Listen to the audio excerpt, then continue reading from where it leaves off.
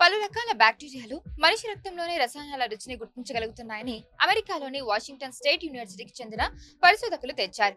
రక్తంలోని సీరంలో ఉండే సైరన్ అనే అమైనో యాసిడ్స్ ను బ్యాక్టీరియాలు గుర్తించి ఆకర్షితమవుతున్నాయని అధ్యయనంలో గుర్తించారు. ఈ అధ్యయనానికి సంబంధించిన వివరాలు ఈ లైవ్ జర్నల్లో ప్రచురితమయ్యాయి.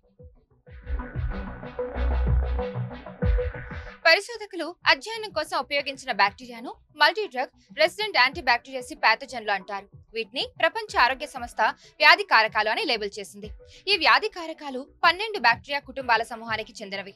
వాటి యాంటీబయాటిక్ నిరోధక కారణంగా మనిషి ఆరోగ్యానికి అత్యంత ముఖ్యమైన ముప్పుగా పరిగణించబడుతున్నాయి. రక్తానికి సంబంధించిన అంటువ్యాధులకు కారణమయ్యే బ్యాక్టీరియా మానవ రక్తంలోని రసాయనాలను కేవలం 1 నిమిషం లోపే గుర్తించి దాంట్లోకి చేరుతుందని తాము గమనించినట్లు పరిశోధకులు చెప్పారు.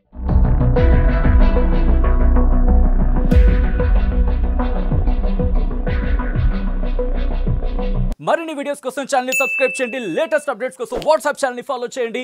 అండ్ లింక్ డిస్క్రిప్షన్ లో ఉంది.